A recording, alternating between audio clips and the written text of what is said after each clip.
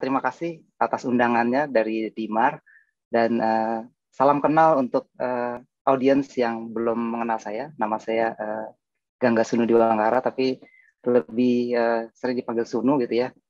Di regional saya dipanggilnya Sunu Diwangkara gitu. Di Sopo saya sebagai Security Solution Engineer.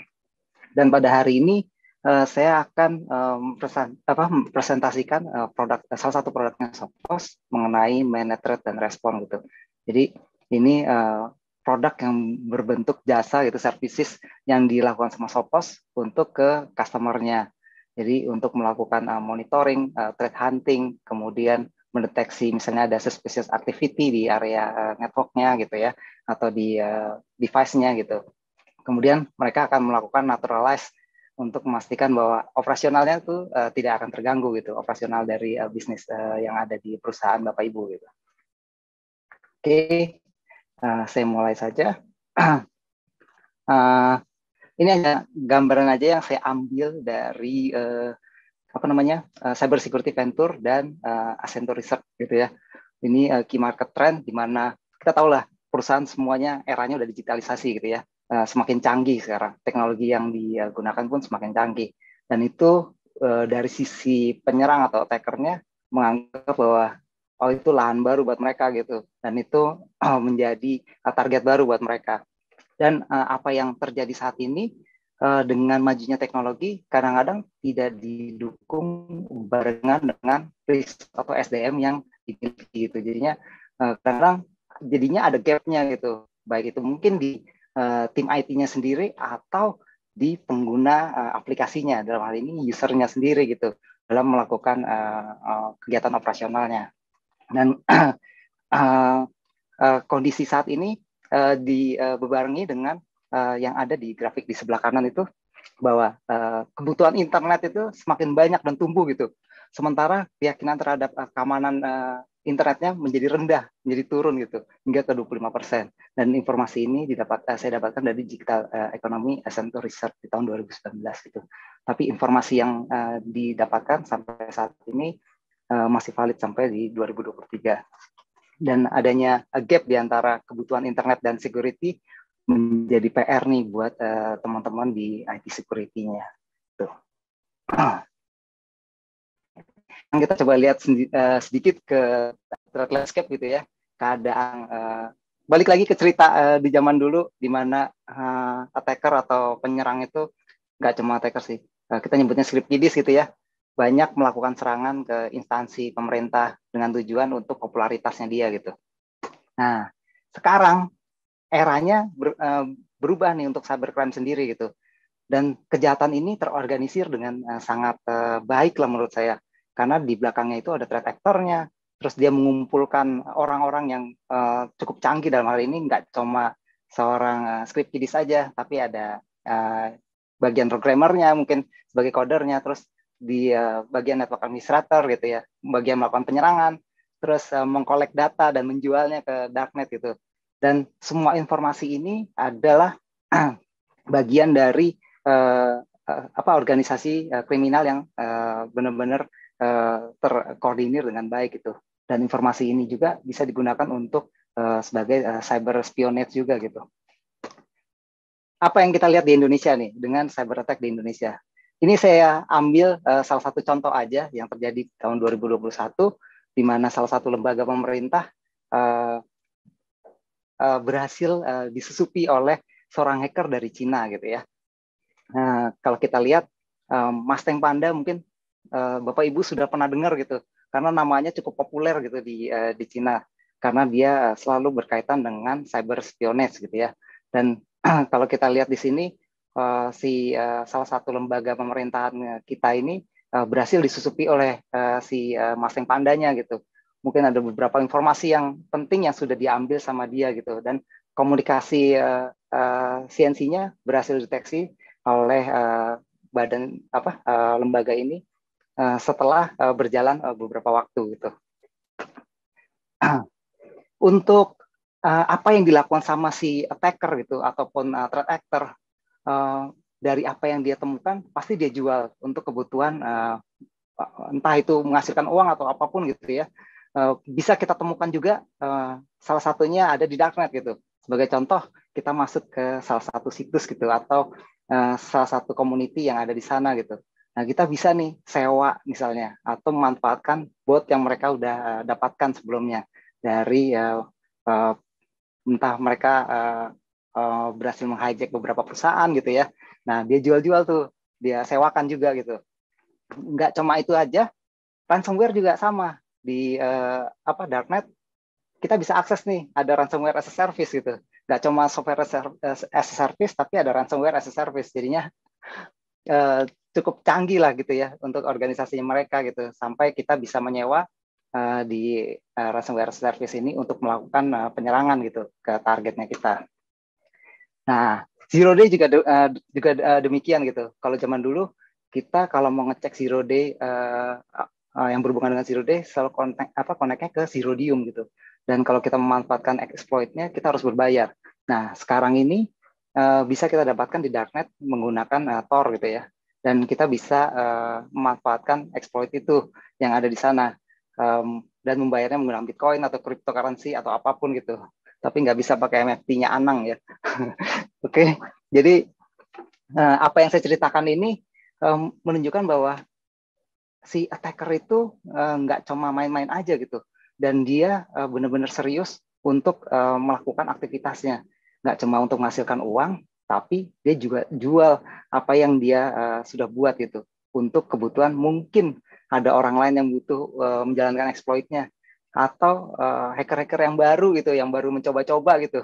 Nah, dia memanfaatkan apa yang ada di darknet ini gitu.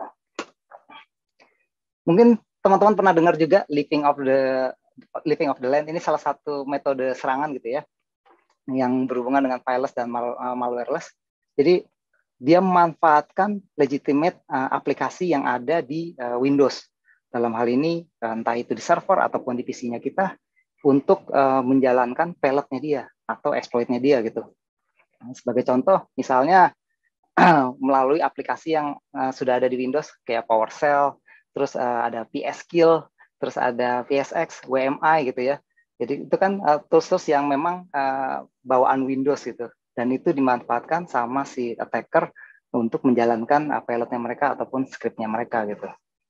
Dan ini kadang-kadang tidak terdeteksi sama antivirus yang kita miliki gitu. Jadi kadang-kadang tools yang kita pakai itu belum tentu bisa juga melakukan detection. Jadi ada step-step yang mungkin tidak bisa deteksi sama tools yang kita gunakan gitu. Lain cerita lagi berkaitan dengan ransomware, bagaimana dia atau si attacker-nya begitu gigih gitu ya melakukan serangan. Ini saya ambil dari salah satu media juga, blog juga di security. Dan dia mengatakan bahwa serangannya kan semakin banyak nih gitu ya. Nah, dia punya ransomware yang kalau dia misalnya nyerang ke customer-nya, dia akan mengenkrip datanya, dan kalau misalnya si customer-nya nggak respon, nah dia akan kasih serangan DDoS-nya. Jadinya dia berharap bahwa gimana caranya si customer itu sampai merespon tindakan yang dilakukan sama si attacker ini gitu.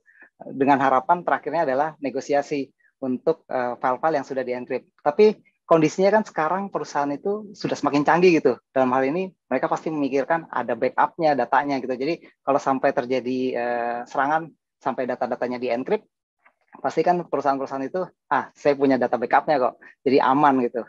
Nah, si attacker itu tidak tinggal diam gitu. Jadi dia tetap mau ngusik gimana caranya supaya si customer-nya mau merespon apa yang sudah dilakukan sama si attacker-nya. Dalam hari ini tujuan terakhirnya adalah negosiasi gimana caranya mereka bisa mendapatkan uang gitu. Dan threat actor yang ada saat ini, dia mengcombine skill-nya dia dengan AI tools yang mungkin yang ada pada saat ini. Jadi si attacker sendiri udah nggak seperti zaman dulu yang dia harus bersusah payah. Dia dengan spend money yang didapatkan dari hasil kejahatannya, dia manfaatkan untuk membuat AI untuk toolsnya dia gitu, untuk mencari vulnerability, untuk melakukan serangan, untuk mengelabui sistem security kita yang ada di perusahaan gitu. Jadinya dengan adanya si artificial intelligence untuk si attackernya sendiri akan semakin canggih dalam hal melakukan serangan seperti itu. Dan perlu kita ketahui serangan itu gak pandang bulu gitu. Semuanya, semua industri lah hampir kena. Jadi nggak cuma yang berhubungan dengan finansial doang gitu, tapi benar-benar menyeluruh ke semuanya gitu. Dan kita bisa lihat industri yang nggak penting-penting amat, misalnya berhubungan dengan apa namanya penyewaan internet yang kecil, itu aja kena serang gitu. Di daerah dekat tempat saya, warnet aja bisa kena serangan ransomware juga gitu. Jadinya benar-benar tidak melihat dari public sector apapun, dari industri apapun. Jadi kalau kita bicara mengenai security, kita bicara bagaimana nggak cuma melakukan prevention, tapi bagaimana kita memastikan bahwa apa yang kita terapkan di dalam jaringan kita atau di dalam environment kita memang safe dan memang sesuai dengan kebutuhannya kita. Dan kita bisa monitornya dengan sangat baik. Karena kalau kita cuma punya alat security dan tidak bisa menggunakannya, atau biarkan alatnya berjalan dengan otomatis aja tanpa ada tindak lanjut lainnya, dalam hal ini melakukan detail monitoring dan lain-lain, dan itu akan bisa menjadi sia-sia juga gitu. Karena kita tahu security itu nggak ada yang 100%. Hari ini mungkin produk kita aman, tapi belum tentu kemudian harinya gitu. Walaupun kita beberapa produk melakukan update terus, produk security selalu melakukan update, tapi seperti kita ketahui bahwa kalau kita lihat berita di luar sana, ada saja vulnerability yang ditemukan di beberapa produk security seperti itu. Oke, ini threat are evolving, berkembangnya ancaman gitu ya. Yang tadi sempat saya singgung dengan living of the land ya, dengan teknik yang memanfaatkan legitimate software atau aplikasi gitu ya, yang sudah ada di Windows ataupun di server gitu, dan itu terbukti bisa melakukan serangan tanpa deteksi sama si perangkat security yang ada di perusahaan. Nah, berkembangnya zaman, pemilik perusahaan pun nggak serta-merta begitu aja membiarkan si attacker masuk. Jadinya dia pastiin parameter security-nya semakin solid lah gitu ya. Nah, si attacker melihat keadaan itu nggak mau kalah jauh juga, nggak mau kalah pintar juga. Dia akan lebih kreatif untuk melakukan serangan gitu ya. Jadinya pada saat dia melakukan serangan, dia memanfaatkan automation yang dia miliki. Dalam hal ini, yang salah satunya tadi tools yang memanfaatkan AI gitu ya. Jadi pada saat dia melakukan serangan, dia bisa mengelabui proteksi atau perangkat security yang dimiliki sama teman-teman gitu. Jadinya mereka bisa masuk ke dalam, kemudian dia bisa menjalankan aksinya, kemudian dia bisa melakukan apapun yang ada di dalam sana dan melakukan remoting dengan command control-nya dia ke area-nya dia gitu. Terus berkembang lagi dengan modified security, pada saat mereka sudah ada di dalam, udah pasti kalau bisa masuk, nanti keluar harus bisa masuk lagi. Jadi jawabannya adalah dia butuh backdoor juga. Maka dia akan diam-diam membuat user sendiri atau melakukan perubahan kredensial yang ada di dalam sistemnya kita gitu, untuk memastikan bahwa dia bisa masuk lagi untuk melakukan aksinya dia, entah itu mendownload file-file yang penting ataupun melakukan lateral movement lainnya gitu. Dan di exploiting third party, dan ini kejadian di mana serangan itu datangnya dari third party produk yang kita miliki. Sebagai contoh, waktu kejadian di tahun lalu, kalau nggak salah ya, 2 tahun yang lalu ya, yang SolarWinds dari update-nya masuk serangan gitu ya. Nah, third party produk tetap harus diperhatikan untuk teman-teman di customer, supaya bahwa apa yang dijalankan atau apapun yang berhubungan dengan keamanan, dalam hal ini produk security atau produk network atau produk apapun yang memang kritikal, harus dipastikan bahwa sebelum di-deploy dipastikan dulu bahwa ini sudah aman dan memang tidak ada celah yang mungkin terjadi gitu. Dan dari sisi pemilik produknya pun, saya yakin mereka sudah memastikan bahwa produknya aman dan memastikan bahwa apa yang didistribusikan juga aman juga. ke customer gitu. Oke, dari sekian banyak yang saya ceritakan dari awal sampai sekarang ini, dari tekniknya si hacker masuk, terus bagaimana gigihnya mereka untuk melakukan serangan, gimana berkembangnya tools yang mereka gunakan gitu ya. Dan ini ada sedikit gambaran di mana ada pyramid of pain, mungkin beberapa teman-teman sudah pernah mengetahui, di mana setiap tingkat piramid ini mewakili berbagai jenis indikator serangan yang mungkin bisa digunakan untuk mendeteksi aktivitas musuh gitu, atau aktivitas si attackernya. Sebagai contoh, dari yang paling bawah, pada saat terjadi serangan gitu ya, hash value dari filenya tersebut pasti kita cari tahu. Itu udah umum untuk melakukan forensik gitu ya. Dia coba copy, dia coba cek analisis di internet gitu. Sebagai salah satunya misalnya ke Virus Total atau ke provider antivirusnya sendiri gitu, atau prinsipal antivirusnya sendiri untuk memastikan bahwa hash value tersebut bisa deteksi sama antivirusnya dia, atau ini related dengan serangan apa gitu. Kemudian IP address yang digunakan untuk koneksi keluarnya, dan ini memang mudah untuk dicari tahu. Kemudian domain name. Nah, CNC itu kan biasanya memanfaatkan domain name. Dan ini bisa kita cek juga gitu. Dan menurut saya cukup simple. Nah, yang akan jadi berat adalah di area network, di mana kita harus melakukan penyisiran di semua komputer apabila terjadi salah satu detection di salah satu komputer ataupun server gitu ya. Dalam hal ini di network kita harus isi VDAM, kita harus scan komputernya misalnya atau servernya gitu. Kita harus menganalisis dari mana awal IP-nya gitu, atau serangannya datang dari mana. Nah, itu kita analisis, dan ini menjadi PR besar untuk teman-teman di SOC gitu. Berikutnya adalah challenging-nya adalah tools-nya apa sih yang dipakai gitu sampai dia bisa naruh ke dalam sistemnya kita gitu. Kita dari sana, misalnya kalau misalnya kita tahu tools-nya, nanti kita baru merunut, kita tahu, oh ternyata tools ini memanfaatkan vulnerability yang ada di dalam software-nya kita gitu. Nah, ini menjadi challenging juga. Dan yang terakhir adalah taktik atau teknik prosedur yang digunakan gitu. Mungkin aja dia datang sendiri dengan flash disk, dia colokin gitu, atau memanfaatkan dari phishing attack misalnya dari email datangnya, atau dari web browser misalnya. Kita lagi browsing, data download add-on gitu ya, dan keinstall di dalam sistemnya kita. Dan ini runutan atau pyramid of pain yang mungkin bisa mengganggu kita gitu di IT security.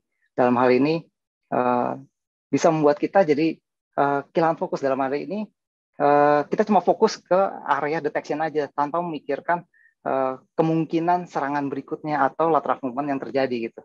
Jadi ini PR yang cukup besar di IT security gitu. Nah, di Sophos sendiri dengan core security capability-nya, dengan Sophos Intercept X, kita tahu bahwa Sophos Intercept X ini memang bertugas untuk melakukan protection gitu ya, dan melakukan prevention. Dengan teknologinya, kita memang startnya memang dari antivirus gitu, EPP. Jadi kita tetap memanfaatkan signature base. Kemudian kita memiliki juga signatureless untuk melakukan detection dan mendeteksi unknown malware gitu ya.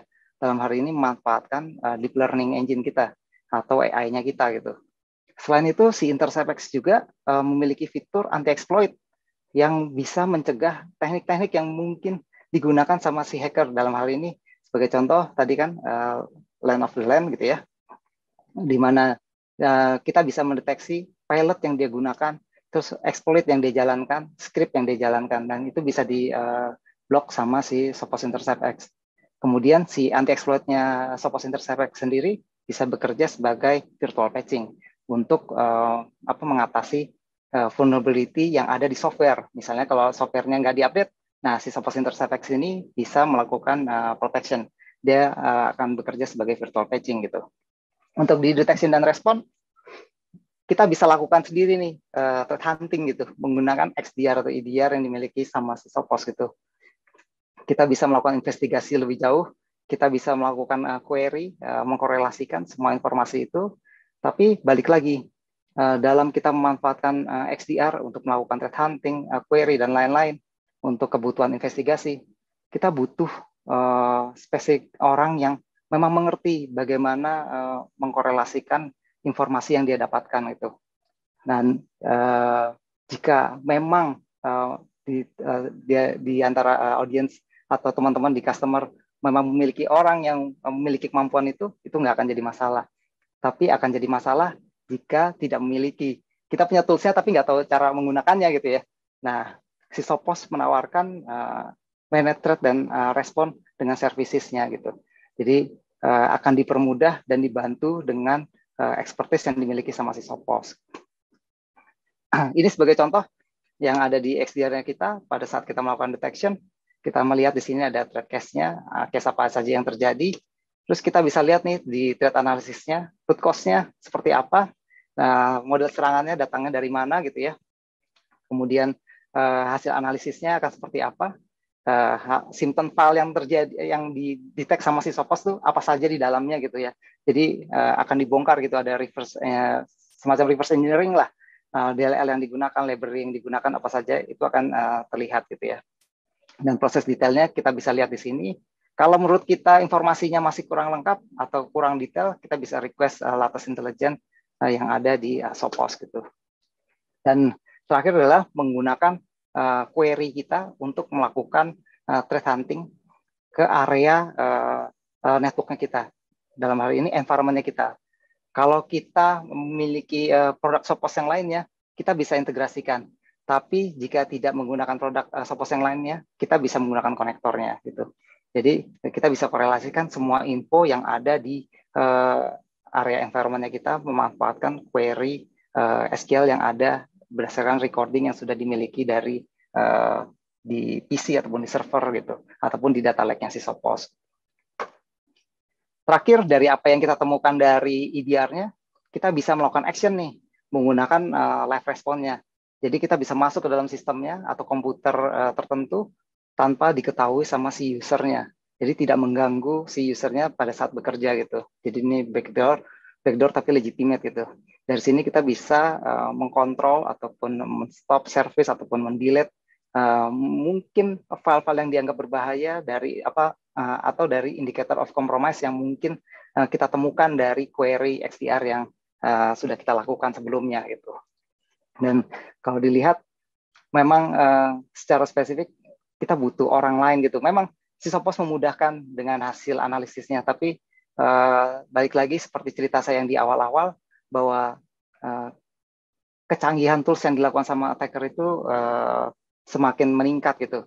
Ada kemungkinan tools antivirus Sophos mungkin aja tidak bisa melakukan detection di awal karena adanya salah satu library yang mungkin belum dikenal gitu, atau ada salah satu teknik yang mungkin tidak bisa dideteksi sama Sophos gitu. Jadinya kita butuh orang lain yang bisa memonitor dan melihat kemungkinan kejadian yang akan terjadi sebelum terjadinya serangan. Oke, kita masuk ke manage threat dan respon, dan ini merupakan expertise atau orang-orang yang canggih gitu ya, bukan canggih sih, sesuai dengan expertise-nya, dengan kemampuannya untuk melakukan forensik, untuk melakukan monitoring, reverse engineering, melakukan analisis terhadap malware yang ditemukan, dan ini menjadi satu tim di Sophos dengan nama manage threat dan respon. Apa yang dikumpulkan dari si tim MTR ini sebenarnya, data collection-nya itu diambil dari informasi yang ada di EDR ataupun XDR gitu ya. Dari EDR sendiri, recording yang diambil adalah seperti event log, aplikasi, Windows service, terus browser add-on-nya, user account termasuk user account activity-nya, terus running prosesnya gitu ya. Sampai misalnya ada failed login, account delete, nah itu dicek dikumpulkan di dalam sebuah sistem yang digunakan oleh tim MTR sendiri di belakang layar gitu ya. Terus kita juga mengkorelasikannya dengan intercept X yang dimiliki sama si Sophos nih, berupa eventnya. Terus kalau misalnya ada exploit yang terdeteksi, terus ada malware event, dan itu juga dikumpulkan sama si Sophos MTR gitu untuk dikorelasikan eventnya. Begitu juga dengan event yang mungkin terjadi di firewall. Misalnya ada detection di ATP ataupun di IPS-nya kita gitu. Jadi kalau sampai terjadi breach gitu di komputer, nah kita bisa korelasikan nih semua informasi yang ada di XG firewall. Bukan kita maksudnya, tim MTR-nya. Tim MTR-nya bisa mengkorelasikan informasinya menjadi kesatuan yang utuh dengan analisisnya dia gitu. Sampai dia keluarkan root cause-nya. Sebenarnya datangnya dari sini, kejadiannya ini, kemungkinan yang behavior yang akan terjadi adalah seperti ini, dan dia bisa menjelaskan hal itu ke customer gitu. Selain itu, tim MTR juga akan melakukan action gitu ya. Dalam hal ini seperti merubah konfigurasi, memastikan konfigurasi itu sesuai dengan best practice-nya si Sophos. Kemudian waktu melakukan investigasi, dia akan melakukan isolate host-nya. Kemudian dia bisa melakukan block file, jadi responnya bisa melakukan block file juga. Kemudian melakukan running scanning, blok website, misalnya websitenya memang dianggap sebagai suspicious atau berbahaya, terus melakukan blocking terhadap aplikasi, sampai memanfaatkan live terminal yang sebelumnya saya kasih lihat di slide yang sebelumnya ya. Dan ini contoh screenshot dari MTR team waktu melakukan analisis gitu. Jadi waktu dia menemukan salah satu command line yang jalan dan mengeksekusi sebuah script gitu ya. Nah, di dashboardnya si MTR sendiri akan keluar informasi yang cukup detail mengenai suspicious activity tersebut gitu. Dan kita akan melihat secara detail, maksudnya dari tim MTR-nya bisa melihat secara detail informasi dari komputer atau targetnya. Jangan takut, tidak ada data yang akan diambil sama tim MTR, entah itu Excel atau apapun gitu ya, karena hanya berisi mengenai telemetri data yang berhubungan dengan event, IP address, operating system, software, version gitu ya. Hanya seperti itu saja gitu. Lebih banyak ke event dan suspicious activity yang mungkin terjadi di area environment-nya Bapak Ibu gitu. Ini sebagai contoh saja MTR dengan kondisi yang sesungguhnya, di mana terjadi awal serangan gitu ya. Dari Firefox ini diinstal add-on-nya, dan dari kalau kita lihat dari root cause-nya, dia mengeksekusi beberapa file di belakangnya, dan ini bisa tercapture dari root cause analisisnya si Sophos itu. Dan ini gambaran mengenai attack timeline saja, di mana terjadi first credential, pencurian kredensial detection gitu ya, dan login dengan domain admin. Terus kemudian terjadi alert berikutnya menggunakan di pencurian kredensial juga. Terus mengeksekusi menggunakan PowerShell detection. Kemudian terjadi detection lagi dengan mesin yang berbeda di PowerShell. Sampai terakhir usernya change domain admin passwordnya gitu ya.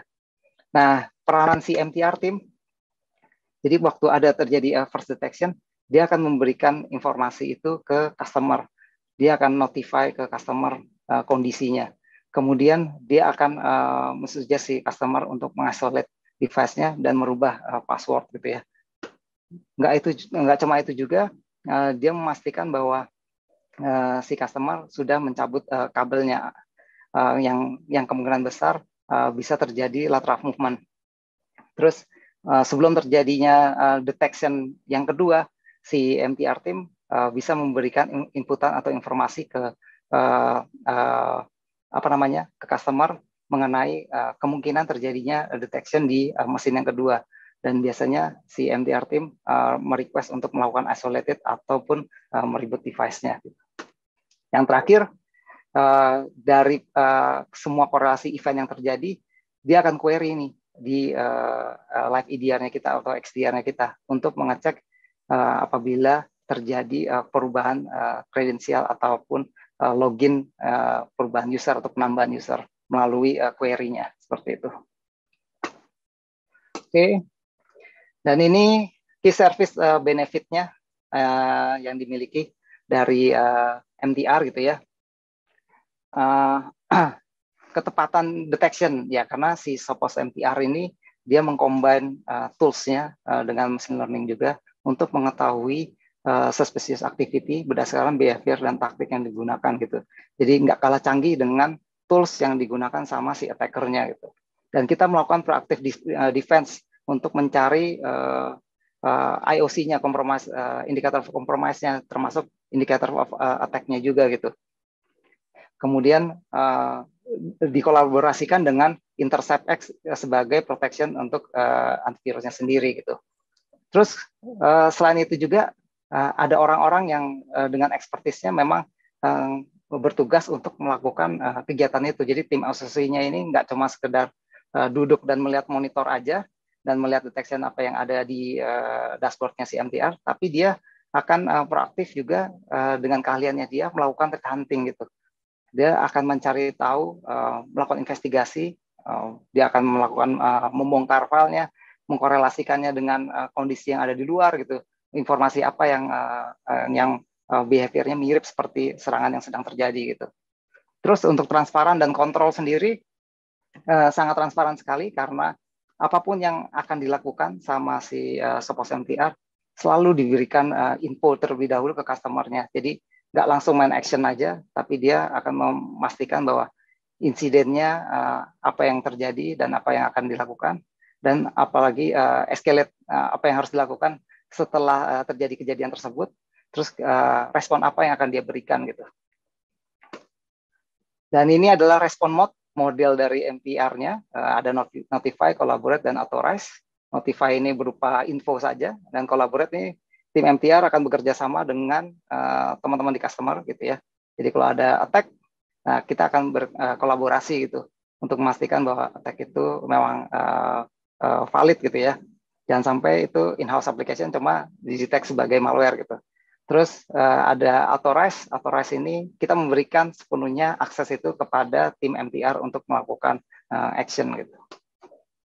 Oke, ini service offering yang diberikan sama tim MTR standar dengan lead driven threat hunting, terus activity report, terus ada adversarial detection juga, security health check-nya di komputer. Untuk yang advance-nya kita miliki semuanya. Nggak cuma terima report, terus ada detection dan investigasi, kemudian cek security health check. Kita lakukan enhanced telemetry dalam hal ini, mengkorelasikan informasi itu dari beberapa produk bersamaan. Terus kemudian ada orang yang memang di-assign sebagai incident response gitu. Kemudian kita bisa mengetahui juga aset discovery yang ada gitu. Selain itu juga kita akan dikasih gambaran mengenai security posture yang kita miliki. Jadinya tim MTR memberikan inputan yang cukup banyak ke customer-nya. Oke, ini MTR connector yang kita gunakan untuk investigasi, di mana kalau misalnya tidak memiliki produknya Sophos, dalam hal ini hanya Sophos InterceptX-nya aja dengan XDR, tapi kita pengen mendapatkan korelasi informasi dari tempat lain, nah kita bisa memanfaatkan MTR connector-nya untuk digunakan di brand yang berbeda. Oke, dan slide saya terakhir ini, kenapa Sophos MTR? Ya karena tim ini tidak hanya monitor aja gitu, tapi kita take action gitu. Dan kita melakukan proaktif threat hunting juga untuk melakukan protection di environment-nya Bapak Ibu gitu. Terus kita berada di single dashboard, sama di dashboard produk Sophos yang lainnya. Jadi nggak perlu nambah-nambah dashboard untuk melakukan monitoring atau melihat reporting yang dilakukan sama tim MTR. Dan secara fleksibel dan kontrol sangat mudah sekali, karena sebenarnya semuanya ini akan dilakukan sama tim managed service, dan kita menunggu informasi yang diberikan sama MTR team seperti itu. Ini reportingnya, ada monthly, ada weekly, dan mereka akan selalu mengupdate apa yang terbaru dari reporting atau insiden yang terjadi selama weekly, monthly, ataupun kalau ada request per hari juga itu bisa dilakukan. Oke, ini referensinya. Untuk websitenya sendiri bisa untuk informasi yang lebih jauh, lebih banyak bisa dilihat di Managed Threat and Response di sophos.com/MTR. Oke, cukup sekian dari saya.